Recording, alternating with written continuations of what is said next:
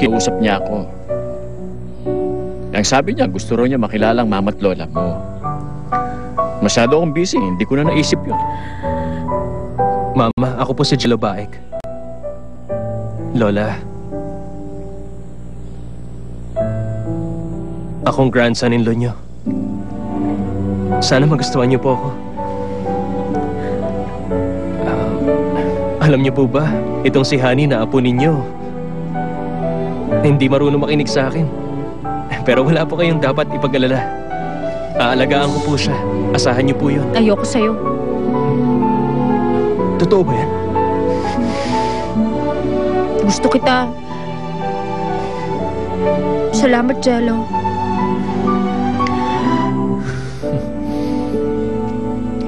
Mama? Lola?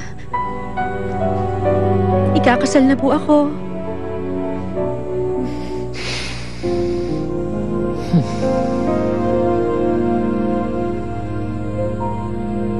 Kunin natin si Darius para mag-host ng ceremony.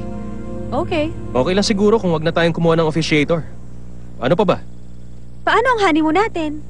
Saan tayo pupunta pagkatapos ng kasal? Kailangan pa ba yun? Wala akong panahon. Ayun ka na naman. Okay, sige. O saan? May gusto ka bang puntahan? Italy. Punta tayo sa Rome. Anong Rome? Asa ka, hindi pwede. Joke lang yon. Kung hindi naman tayo makakapag-abroad, okay na sa akin na magbakasyon sa isang isla. Isla? Okay sa akin yun. Sa Uwido tayo. Yoido? Bakit? Isla naman ang Uwido ah. Kung ayaw mo dun, sa iba na lang. Sa Tuksom. Sa Tuksom? Ay, ang hirap naman ito. Alam ko na. Ganito lang gawin natin. Aalaguin ko to.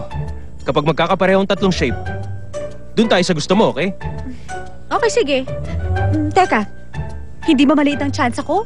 Hindi ah. Jeju! Jeju! Jeju! Jeju! Jeju! Uwido! Jeju! Jeju, sige na!